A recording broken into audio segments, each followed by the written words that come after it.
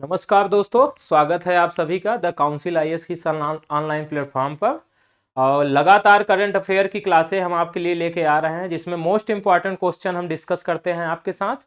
और ये जो है कि एमसीक्यू रूप में भी होता है और कुछ वन लाइनर क्वेश्चन होते हैं जो हाल ही में जो आयोजित होने वाले पेपर है आरओ को, उसको भी ध्यान रख के हम लेके आते हैं बीच बीच में। तो आप जल्द से जुड़ जाएं वीडियो में और लोगों को शेयर भी कर दें ताकि और भी लोग इसका फायदा ले सकें। कमेंट भी आप करते रहें, आपके कमेंट नहीं आ रहे हैं तो मुझे निराशा होती है कि क्या शायद आपको ना अच्छा लग रहा। तो आप प्लीज़ उसमें जुड़िए और देखिए, चीज़ों को समझिए। आपके पास कंटेंट मजबूत आ रहे हैं और आप इसको लगातार जो है कि और भी लोगों को शेयर करते जाइए, चैनल को बढ़वाइए। आपका अपना चैनल है और इसमें हम जो है कि करंट अफेयर की जो अभी क्लासें हमारी 10 एमसीक्यू के रूप में एमआईक्यू चल रहा है, यानी मोस्ट इम्पॉर्टेंट क्वेश्चन चल रहा है। इसके साथ साथ कुछ और भी हम प्रोग्राम आपके लिए लेके जल्द आने वाले हैं, जो आपके लिए कोई भी पेपर देंगे, किसी मुद्दे पर आपको लेके आएंगे, हम टॉपिक लेके आएंगे, कोई सब्जेक्ट कोई मुद्दा होगा जिस पे बड़ा चर्चित होगा उस पे लेके आएंगे ताकि आपके लिए जो है फ़ायदा हो। तो जल्द हम उसको भी लेके आने वाले हैं, वो भी आपके लिए जो है कि बहुत इंपॉर्टेंट होगा। तो अभी जो है कि करंट अफेयर की क्लासें हमारी जो लगातार चल रही, हम बार बार आपसे कह रहे हैं कि इसमें हम मोस्ट इंपॉर्टेंट चीज़ों को लेकर के आ रहे हैं। जो चीज़ें घटनाएं विश्व में घट रही हैं, जो भारत के स्तर पर, राष्ट्रीय स्तर पर, जो अंतर्राष्ट्रीय स्तर पर जो भी घटनाएं घट रही हैं, उसमें से महत्वपूर्ण चीज़ों को हम आपके सामने पेश कर रहे हैं ताकि जहां से क्वेश्चन पूछे जा सकते हैं। और मैंने ये भी इसमें कर रहा हूं कि जो परंपरागत विषय जैसे हिस्ट्री है और ज्योग्राफी है, पॉलिटी है, वहां से जो क्वेश्चन है, वहां भी करंट अफेयर से रिलेटेड करके ही क्वेश्चन आते हैं। तो वहां भी अगर कोई ऐसा मुद्दा आता है जो करंट में चर्चा का विषय रहा है, तो वहां से मैं भी सीधा उठाता हूं क्वेश्चन को, ताकि आपको सब्जेक्ट भी नॉलेज होता जाए और कौन क्वेश्चन कैसे आ सकता है ये भी। अब आप ये पढ़ते वक्त जरूर ध्यान दीजिए कि किस तरह से क्वेश्चन बनाए जा रहे हैं, किस तरह से आयोग क्वेश्चन पूछता है, उस तरह से भी आपको प्रिपेयर करना है, आपको उस ढंग से तैयार करना है। अपने आप को जब उस ढंग से नहीं तैयार करेंगे तो सफलता दूर नजर आती दिखेगी। आपको जिस चीज की आप तैयारी कर रहे हैं उसी के मेंटलिटी के अनुसार आपको चलना होगा। देखिए वो किस तरह से क्वेश्चन बना रहा है, तो हम जो हमारी टीम है और मैं स्वयं उस चीजों को उसी तरह से डिजाइन करता हूं जो आपके लिए फायदा हो। तो जो है कि इसको आप लगातार इसमें जुड़े रहिए, आपके लिए निश्चित रूप से फायदा होगा। अब आने वाला जो भी परीक्षा है, जो बिहार पीसीएस जनवरी में होने वाला है, अभी आरओ जो होने वाला है, इनके लिए भी इंपॉर्टेंट क्लास है। तो ये जो वीडियो मैंने बनाया है, ये जो बना रहा हूं आपके लिए, लगातार लेके आ रहा हूं आपके लिए, ये वीडियो जो है यूपीएससी और साथ साथ अदर स्टेट पीसीएस के साथ साथ अन्य प्रतियोगी परीक्षाओं के लिए भी जरूरी है। तो अन्य प्रतियोगी परीक्षाओं की जो लड़के तैयारी करते हैं वो भी इस वीडियो में जुड़े और देखें। करंट अफेयर का एक ही जगह से आपको बहुत सारे मैटर मिल जा रहे हैं। अब आप अपने आप को तैयार करते रहिए। करंट अफेयर सफलता के लिए बहुत ही जरूरी चीज है, इसलिए हम लोगों ने जो है कि ये सोचा कि पहले आपके लिए करंट अफेयर ही ले आया जाए। जो इंपॉर्टेंट है और जो संभावित है वही बातें हम लोग इसमें करने वाले हैं। तो शुरू करते हैं। आज का जो पहला क्वेश्चन है, उसके पहले आपको पीछे एक स्क्रीन पर नजर आ रहा है, हमारे यहाँ ऑफलाइन बैच स्टार्ट हो रहा है 22 नवंबर से। कब? 22 नवंबर से हमारे यहाँ ऑफलाइन बैच स्टार्ट हो रहा है। आप लोग आए, उसमें जुड़े और 22 नवंबर से जुड़ करके इसका अध्ययन करिए। आप हमारा जो यूपीएससी और यूपीपीसीएस को ध्यान में रख करके ये बैच स्टार्ट हुआ है तो आप इसमें आ करके जुड़िए, अब इसमें अध्ययन करिए, अब अध्ययन करके अपने लक्ष्य को प्राप्त करिए। इस उद्देश्य से हम लोग अपना बैच स्टार्ट किए हैं। कब से? 22 नवंबर को सुबह 8:30 बजे। सुबह 8:30 बजे हमारा बैच ये स्टार्ट हो रहा है। एक रणनीतिक पर चर्चा के साथ हो रहा है कि आपको किस तरह से यूपीएससी और यूपीपीसीएस की तैयारी करना चाहिए। सफलता के सूत्र बताए जाएंगे, आपको किस तरह से सफलता अर्जित की जाएगी, किस तरह से आप पढ़ें। क्योंकि लोग ये बोलते हैं कि आप पढ़िए, लेकिन कोई ये जल्दी नहीं बताने वाला होता है कि पढ़ा जाता कैसे है। हमारे विषय विशेषज्ञ आपको ये भी समझाएंगे कि पढ़ाई कैसे की जाएगी, कैसे स्मार्ट स्टडी की जाएगी, ताकि आप अपने सफलता को जल्द अर्जित कर सकें। तो इन्हीं सारी उद्देश्यों को लेकर के हम रणनीतिक परिचर्चा के साथ अपना बैच स्टार्ट कर रहे हैं। कब? 22 नवंबर से। 22 नवंबर से आप लोग, आपके जो भी परिचित में हो, जो भी यूपीएससी का यूपीपीसीएस की तैयारी करने वाले हैं, उनको भी लेके आइए, आप स्वयं आइए और जुड़िए और देखिए क्लासों को, आपको इस रणनीतिक परिचर्चा में आप भाग लेकर के अपने लक्ष्य को देखिए कि किस तरह से आप प्राप्त कर सकते हैं। हमारी संस्थान आपके लिए क्या क्या लेके आई है, क्या देने वाली है आपके लिए महत्वपूर्ण, ताकि आप अपने लक्ष्य को प्राप्त कर सके। वो सारी चीजें आपको जिस लिए हमारी संस्था जानेगी, वो सारी चीजें आपको उपलब्ध कराई जा रही है। हमारे विषय विशेषज्ञ आपको जो है कि अनुज सर जो हमारे डायरेक्टर जी हैं और जो है कि इतिहास विशेषज्ञ हैं और सिविल सेवा के मार्गदर्शक रहे हैं, उनके नेतृत्व में कुशल टीम द्वारा इसका जो है कि मार्गदर्शन आपका किया जाएगा। तो आप लोग जुड़िए। एक रणनीतिक परिचर्चा जो आयोजित की जा रही है 22 नवंबर से, और इसी दिन से हमारा जो ऑफलाइन बैच शुरू हो रहा है, तो इसमें आप लोग आकर के जुड़े और इसमें अध्ययन करके अपने लक्ष्य को प्राप्त करें। तो हम शुरू करते हैं। आपके लिए एक और भी सूचना हम लेकर आए हैं। आपको पीछे मेरी फैकल्टी दिख रही होंगी जो द काउंसिल आईएएस परिवार के टीचर हैं, जो अपने क्षेत्र के महारत हासिल किए हुए हैं और जो लगातार सिविल सेवा के रूप में मार्गदर्शन करते रहे हैं और अपने सब्जेक्ट के ज्ञाता रहे हैं। वो आपको जो है अध्ययन कराएंगे, वो आपका मार्गदर्शन करेंगे। तो इसमें भी 22 नवंबर से जो हमारा बैच शुरू हो रहा है, उसमें आप देखेंगे अनुज सिंह सर जो आपको पढ़ाने वाले हैं। फिर आप देखेंगे कुमार मयंक सर आपको अध्ययन कराएंगे। उसके बाद MD Salim sir, doctor Anuj Sharma sir, अब आपको प्रमोद शर्मा सर दिखेंगे, फिर विनीत पुष्पक। ये सारे विषय विशेषज्ञ आपको आपका मार्गदर्शन करेंगे। अब आपको सब्जेक्ट में कहीं भी प्रॉब्लम आ रही, आपका पूरी चीजें करेंगे। तो वह विषय विशेषज्ञ जो हैं अपने क्षेत्र के, ये लोग आपका मार्गदर्शन करने वाले हैं। इनके नेतृत्व में ये हमारी कुशल टीम है, जिसके माध्यम से आपको आपके लक्ष्य तक पहुंचाया जाएगा। तो आप लोग प्लीज जुड़िए इसमें और जुड़ करके आप अपना अध्ययन बढ़ाइए, अपने ज्ञानार्जन को बढ़ाइए, ताकि आप अपने लक्ष्य को प्राप्त कर सके, आप अपना नाम रोशन कर सके, अपने राष्ट्र के लिए आप भी उनके राष्ट्र के निर्माण में अपना भी योगदान दे सके।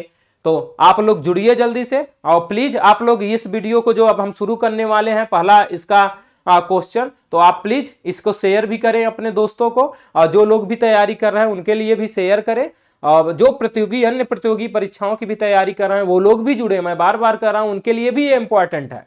करंट अफेयर की चीजें वही रहती है, बस क्वेश्चन का आइडिया बदल जाता है कि ये वन लाइनर वहां पूछ लिया जाता है, वहां की कूट में क्वेश्चन पूछ लिया जाए, लेकिन हमने दोनों चीजों को ध्यान में रख करके किया हुआ है। जैसे उत्तर प्रदेश पीसीएस की बात करूं, बिहार पीसीएस की बात करूं, अभी आरओ जो होने वाला है, ये सब में वन लाइनर ज्यादातर क्वेश्चन पूछे जाते हैं। यूपीएससी में कूट के क्वेश्चन ज्यादा आते हैं। तो दोनों को हमने एक बैलेंस बना करके चीजों को कर रहा हूं।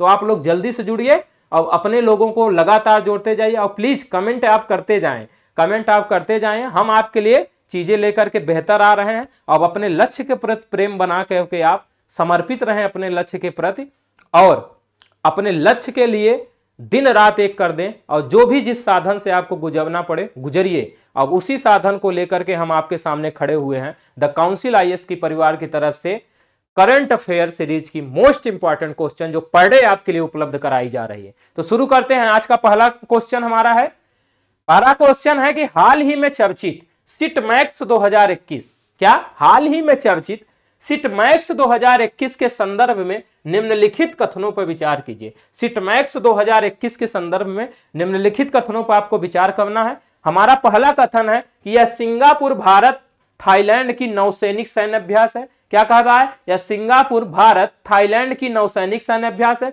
दूसरा हमारा कथन है कि इसका तीसरा संस्करण अंडमान सागर में आयोजित किया गया। तीसरा हमारा कथन है कि 2018 में सांगली ला संवाद में भारत द्वारा इसकी घोषणा की गई थी। ये तीन कथन दिए गए हैं। पूछा जा रहा है कि उपर्युक्त में से कौन सा या से कथन सत्य है। सत्य कथन पूछा जा रहा है, आपको सत्य कथन पहचानना है कौन है। केवल 1 और 2, केवल 1 और 3, केवल 2 और 3 और डी उपर्युक्त सभी। इसमें जो सही उत्तर आपका है ये डी है, यानी उपर्युक्त सभी। तो ये जो सिट मैक्स है ये सिंगापुर भारत और थाईलैंड की नौसैनिक अभ्यास है, और ये जो है कि 2021 में जो इसका आयोजन किया जा रहा है, इसका तीसरा संस्करण हो रहा है। पहला कब हुआ था इसका? तो 2018 में इसका पहला संस्करण आयोजित हुआ था। 2019 में इसका दूसरा आपको हुआ था। तीसरा जो है 2021 में हो रहा था। 18 में इसकी शुरुआत हुई थी, तो आप 19 में जो है पहला कर लिए, इसमें दूसरा जो है कि 20 में और तीसरा 21 में हो रहा है।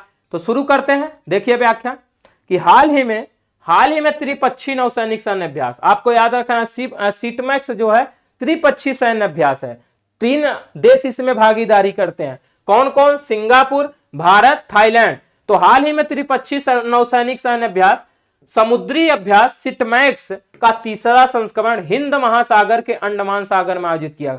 पूछा गया कि तीसरा संस्करण कहां आयोजित किया गया? तो अंडमान सागर में आयोजित किया गया। अब अंडमान सागर हिंद महासागर में पड़ता है। देखिए, यह अभ्यास वार्षिक तौर पर आयोजित किया जाता है। किसके तौर पर? वार्षिक तौर पर आयोजित किया जाता है। और जून 2018 में सांगली ला संवाद में भारत द्वारा इसकी घोषणा की गई थी। तो 2018 में इसकी शुरुआत की गई थी। भारतीय नौसेना द्वारा इसका पहला संस्करण सितंबर 2019 में, तो पहला संस्करण जब आयोजित हुआ तो 2019 में हुआ, सितंबर महीने में हुआ। और इसका जो है कि पोर्ट ब्लेयर में यह हो रहा है। कहां पर हुआ था? पोर्ट ब्लेयर में इसका आयोजन हुआ था। तो 2019 में पोर्ट ब्लेयर में इसका आयोजित किया। और सिंगापुर द्वारा इसका दूसरा संस्करण नवंबर 2020 में आयोजित किया गया है। तो भारतीय नौसेना इसका जो है पहला संस्करण का जो आयोजन कर रही थी, भारतीय नौसेना कर रही थी। दूसरे का जो किया गया वो सिंगापुर द्वारा किया गया। अब ये जो तीसरा संस्करण आयोजित किया जा रहा है 2021 में, इसका आयोजन जो है थाईलैंड कर रहा है। तो आगे देखिए, इस अभ्यास के 2021 संस्करण यानी तीसरी संस्करण की मेजबानी थाईलैंड द्वारा किया जाए। पहले का कौन किया? 2019 में जो इसका आयोजन किया गया, पहला संस्करण जो 2019 में आया, उसका आयोजन कौन किया? भारत द्वारा किया गया था। पोर्ट ब्लेयर में आप देखेंगे। दूसरा जो आयोजन किया गया 2020 में, वो जो है सिंगापुर द्वारा आयोजन किया गया। तीसरा आयोजन जो किया जा रहा है 2021 में, ये जो है थाईलैंड के नेतृत्व में किया जा रहा है। और कहां किया जा रहा है? अंडमान सागर में आयोजित किया जा रहा है। देखिए, इसका उद्देश्य है इंडो पैसिफिक क्षेत्र में व्यापक समुद्री सुरक्षा को बढ़ाने की दिशा में आपसी संबंधों को मजबूत करना और सामान्य समझ और प्रक्रियाओं को विकसित करना। तो जो समुद्री सुरक्षा है उसको बढ़ाया जाएगा इनके देशों के मध्य, और उसको व्यापक किया जाएगा। उस उद्देश्य से इन तीनों देशों की सेनाओं के मध्य सिटमैक्स अभ्यास आयोजित किया जाता है। नेक्स्ट क्वेश्चन की तरफ बढ़ते हैं। सेकंड क्वेश्चन हमारा है कि उत्तर प्रदेश के किस जिले में पूर्वांचल एक्सप्रेसवे का उद्घाटन किया गया? पूछा जा रहा है उत्तर प्रदेश के किस जिले में, उत्तर प्रदेश से संबंधित किस जिले में पूर्वांचल एक्सप्रेसवे का उद्घाटन किया गया है? ऑप्शन है सुल्तानपुर, लखनऊ, प्रयागराज, प्रतापगढ़। तो इसका सही उत्तर है सुल्तानपुर। अभी हाल ही में 16 नवंबर को आप देखेंगे, 16 नवंबर को प्रधानमंत्री नरेंद्र मोदी ने उत्तर प्रदेश के सुल्तानपुर में पूर्वांचल एक्सप्रेसवे का उद्घाटन किया है। कब किया है? 16 नवंबर को। देखिए, प्रधानमंत्री नरेंद्र मोदी ने सुल्तानपुर जिले के करवल खीरी में 341 किलोमीटर लंबे पूर्वांचल एक्सप्रेसवे का उद्घाटन किया है। पूर्वांचल एक्सप्रेसवे का जो कितने लंबा है? तो ये 341 किलोमीटर लंबा है, ये आप याद रखना। यह expressway Lucknow Sultanpur road national highway 731 पर स्थित चौधसराय यानी लखनऊ से शुरू होता है और उत्तर प्रदेश बिहार सीमा से 18 किलोमीटर पूर्व में NH5 यानी नेशनल हाईवे 31 पर स्थित हैदरिया गांव में समाप्त होता है। तो इसकी शुरुआत कहां से होती है अगर आपको देखना है तो ये लखनऊ के जो है चौधसराय से शुरू होता है लखनऊ में, अब ये जाकर के समाप्त होता है हैदरिया में। हैदरिया में जो है इसका समापन होता है। तो यहां से यहां के बीच में जो इसकी दूरी हो रही है 341 किलोमीटर लंबा पड़ रहा है। फिर देखिए यह जो है 6 लेन में बनाई गई है, 6 लेन में बनाई गई है वाले एक्सप्रेसवे का निर्माण 22,500 करोड़ रुपए की अनुमानित लागत से किया गया है। एक अनुमानित लागत यह है जिसपे यह निर्माण इसका किया गया है। बढ़ते हैं तीसरे क्वेश्चन की तरफ। हाल ही में भारतीय लेखिका मनु भंडारी का कितने वर्ष की आयु में निधन हो गया है? मनु भंडारी के पूछा जा रहा है, जिनका हाल ही में अभी निधन हुआ है। ये कितने वर्ष की उम्र में इनका निधन हुआ है ये पूछा जा रहा है। 75 वर्ष, 80 वर्ष, 88 वर्ष, 90 वर्ष। तो इसका सही उत्तर है 90 वर्ष, यानी 90 वर्ष की आयु में अभी जो है कि भारतीय लेखिका मनु भंडारी का निधन हुआ है। देखिए व्याख्या, प्रसिद्ध भारतीय लेखिका मनु भंडारी का 90 वर्ष की आयु में निधन हो गया। कितने वर्ष की आयु में? 90 वर्ष की आयु में निधन हो गया है। इनका जन्म 3 अप्रैल 1931 को, कब? 3 अप्रैल 1931 को मध्य प्रदेश के भानपुर में हुआ था, भानपुरा में हुआ था। इनकी 2 सबसे प्रसिद्ध हिंदी उपन्यास है, आपका बंटी और महाभोज। आपका बंटी और महाभोज जो है इनकी 2 प्रसिद्ध उपन्यास हैं। अब इन्हें नई कहानी आंदोलन के अग्रदूतों में से एक माना जाता है। इन्हें किसे, मनु भंडारी जी को नई कहानी आंदोलन के जो अग्रदूत थे उनमें से एक माना जाता है। बढ़ते हैं नेक्स्ट क्वेश्चन की तरफ। फोर्थ नंबर हमारा क्वेश्चन है कि निम्नलिखित कथनों पर विचार कीजिए। आपको निम्नलिखित कथनों पर विचार करना है।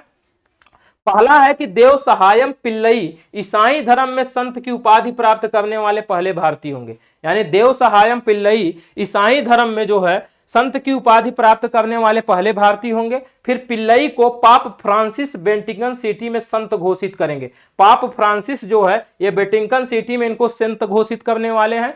ये दो कथन दिए गए हैं और नीचे दिए गए कूट का प्रयोग कर आपको सही उत्तर चुनना है। इन्हीं में से सही उत्तर चुनना है कि कौन सा कथन इसमें सत्य है। देखिए हमारे ऑप्शन है केवल एक, केवल दो, एक और दो दोनों, न तो एक और न ही दो। तो देव सहायम पिल्लई जो है अभी हाल ही में इनको जो है कि 2022 में इनको संत घोषित किया जाएगा, जहां वेटिकन सिटी में इनको घोषित किया जाएगा। अब ये ईसाई धर्म में संत बनने वाले भारत के पहले जो है कि व्यक्ति होंगे, ये पहले भारतीय होंगे। और पिल्लई को जो है पाप फ्रांसिस द्वारा ही इनको 2022 में संत घोषित किया जाएगा। तो इस प्रकार से दोनों कथन हमारे सत्य हैं। तो इसके अनुसार अगर उत्तर देखा जाए तो हमारा सी होगा, यानी एक और दो दोनों हमारे कथन सत्य हैं। देखिए व्याख्या 18वीं शताब्दी में, कब, 18वीं शताब्दी में, यानी आप बात चल रही यहां 1700 के बाद की समय की बात, 1700 के बाद का समय चल रहा है। ईसाई धर्म अपनाने वाले देव सहायम पिल्लई संत की उपाधि प्राप्त करने वाले पहले भारतीय होंगे। आपको हिस्ट्री में क्वेश्चन इसका आ सकता है, हिस्ट्री से इंपॉर्टेंट बन सकता है। तो हिस्ट्री में भी वही क्वेश्चन आते हैं कहीं ना कहीं जो चर्चित मुद्दे होते हैं, तो आपको यहां से क्वेश्चन आ सकता है।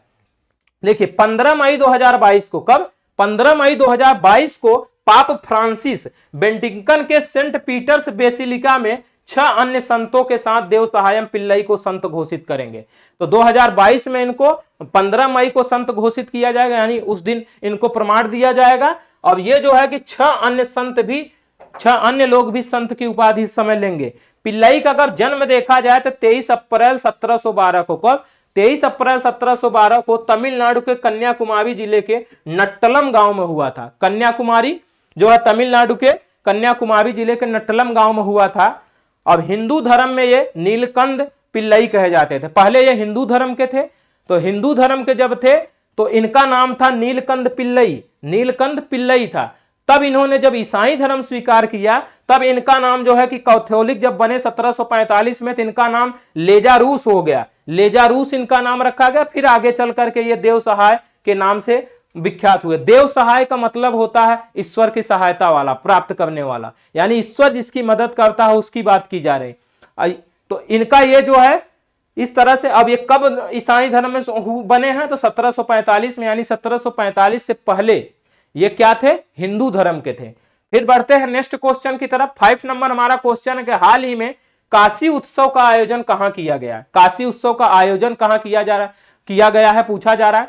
प्रयागराज, वाराणसी, हरिद्वार, कानपुर। उत्तर प्रदेश स्पेशल से भी हम 1-2 क्वेश्चन ले रहे हैं, क्योंकि अभी आरओ का पेपर होने वाला है, उसमें संभावित क्वेश्चन जो बन सकते हैं उसको इसलिए भी मैं ले रहा हूं। तो देखिए प्रयागराज, वाराणसी, हरिद्वार, कानपुर, इसका सही उत्तर है वाराणसी। आपको नाम से भी पता चल जाएगा कि काशी उत्सव वाराणसी में आयोजित किया जा रहा है।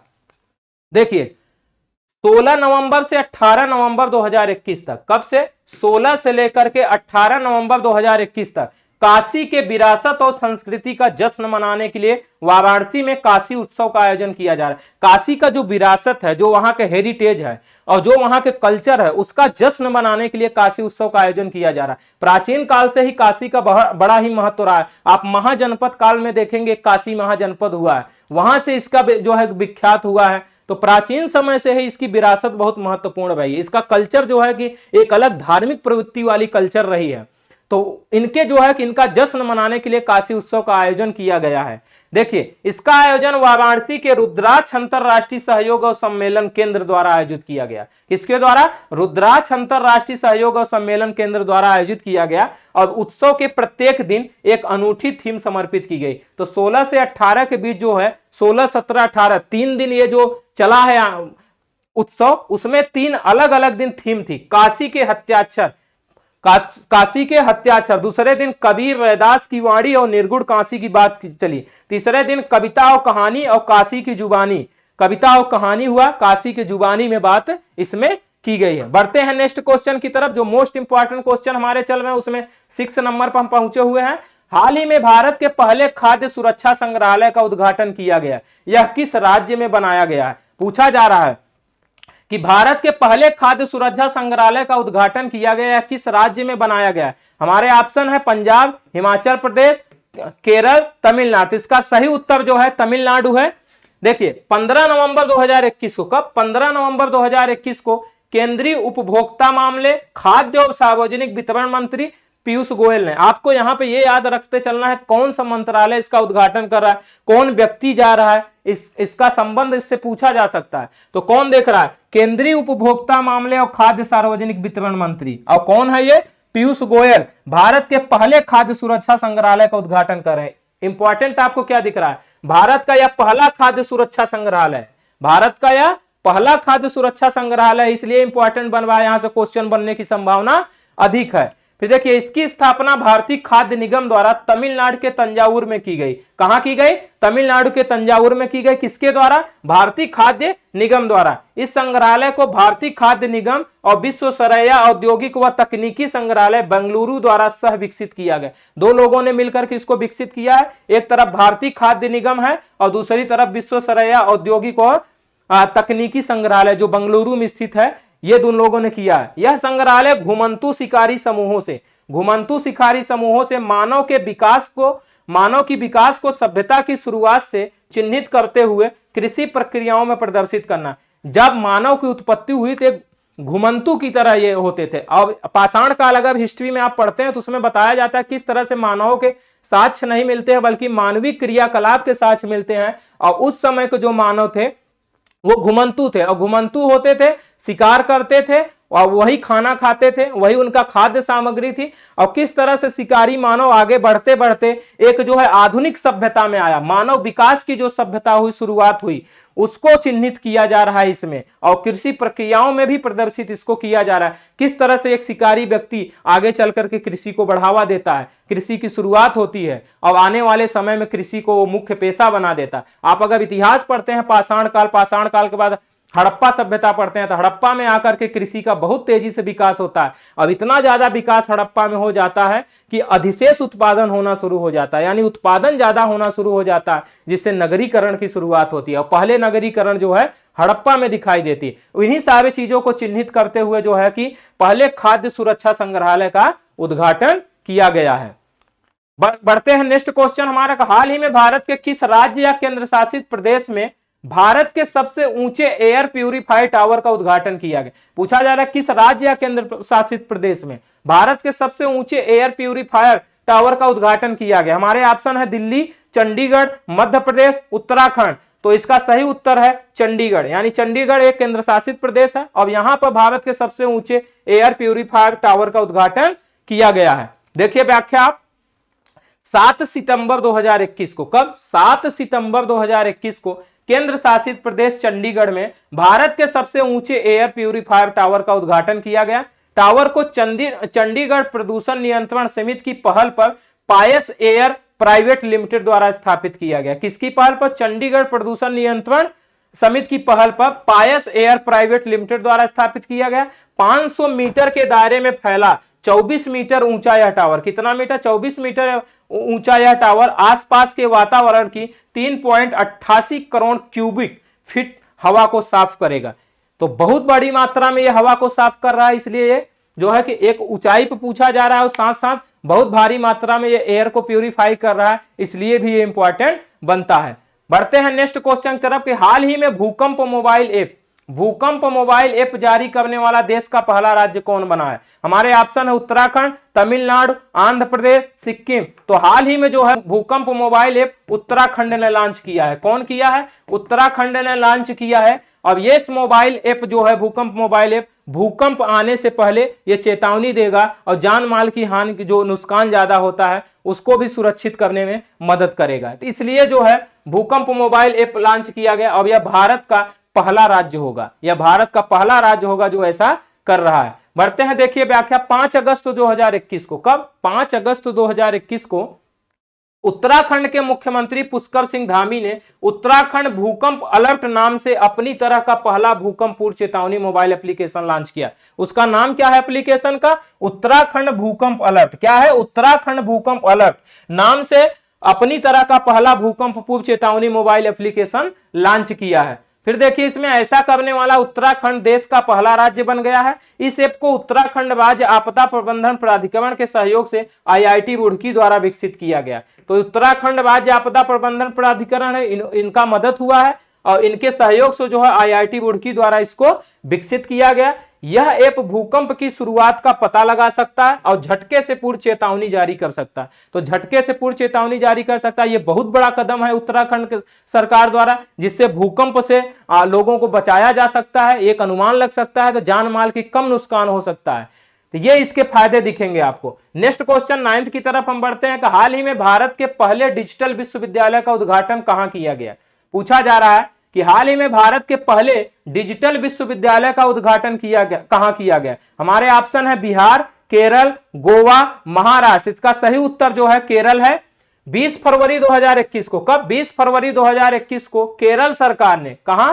केरल सरकार ने Kerala university of digital sciences, innovation and technology, पूरा नाम क्या दिख रहा है आपको? Kerala university of digital sciences, innovation and technology, KUDSIT नामक भारत के पहले डिजिटल विश्वविद्यालय का उद्घाटन किया गया। फिर देखिए इस विश्वविद्यालय की स्थापना केरल के तिरुवनंतपुरम के पास मंगलपुरम में जो है कि इसको स्थापित की गई है। अब इस विश्वविद्यालय के जो चांसलर हैं राज्यपाल आरिफ मोहम्मद खान है। कौन है? राज्यपाल आरिफ मोहम्मद खान है। कहां के राज्यपाल? केरल के ही राज्यपाल, केरल के ही राज्यपाल आरिफ मोहम्मद खान इसके जो है चांसलर बनाए गए हैं। बढ़ते हैं नेक्स्ट क्वेश्चन, जो आज हमारा लास्ट क्वेश्चन है कि हाल ही में दुनिया का सबसे ऊंचा एक्सप्रेसवे किस देश द्वारा बनाया गया? दुनिया का सबसे ऊंचा एक्सप्रेसवे किस देश द्वारा बनाया गया है, पूछा जा रहा है। इसमें देखिए चीन, रूस, अमेरिका, इंडोनेशिया। तो इसका सही उत्तर जो है चीन है, यानी चीन द्वारा दुनिया का सबसे ऊंचा एक्सप्रेसवे विकसित किया गया है, यानी लगाया गया है। देखिए व्याख्या आप, दुनिया का सबसे ऊंचा एक्सप्रेसवे चीन ने अपने तिब्बत स्वयं शासित क्षेत्र में बनाया है। चीन ने जो चीन का जो स्वायत्तशाही राज्य है, मतलब एक क्षेत्र है तिब्बत, वहां पर इसको बनाया गया है। और यह एक्सप्रेसवे का नाम G6 बीजिंग लहासा एक्सप्रेसवे है। क्या है? G6 बीजिंग लहासा एक्सप्रेसवे है, इसका नाम रखा गया। और दुनिया का सबसे ऊंचा यह एक्सप्रेसवे चीन के नागिक्यू से तिब्बत की राजधानी लहासा को जोड़ता है। कितने किलोमीटर लंबाई दिख रहा है आपको? 295 किलोमीटर तक ये जाएगा, 295 किलोमीटर तक है। इसकी औसत ऊंचाई 45,000 मीटर यानी 14,763 फीट ऊंचा है। कितना अगर ऊंचाई देखा है मीटर में तो 4500 जो है, अब इसमें जो है कि 14,763 फीट जो है फिट में अगर देखा जाए, फुट में देखा जाए तो इतनी है इसकी। तो इस तरह से बने रहिए आप लगातार मोस्ट इंपॉर्टेंट क्वेश्चन के लिए। जो दिन भर की खबरें हैं, जो महत्वपूर्ण खबरें हैं, वो हम आपके लिए लगातार लेकर आ रहे हैं। और बने रहिए, अपने दोस्तों को भी जोड़िए। और मैं बार बार कह रहा हूं कि अन्य प्रतियोगी परीक्षाओं के लिए भी ये करंट अफेयर की क्लास इंपॉर्टेंट है, उनको लोगों को भी जोड़िए जो वन लाइनर है। और कूट में भी अगर क्वेश्चन आते हैं आपको तैयार रहना होगा, क्योंकि आने वाला समय कंपटीशन का दौर है, वहां कूट में भी क्वेश्चन आने की अब संभावना बन रही है। तो आपको उस रूप में भी आपको धीरे धीरे तैयार करते चलना है। तो इसी तरह बने रहिए, कमेंट करते रहिए, लाइक करें आप वीडियो को, चैनल को आप सब्सक्राइब भी करें। मिलते हैं नेक्स्ट वीडियो में। Thank you.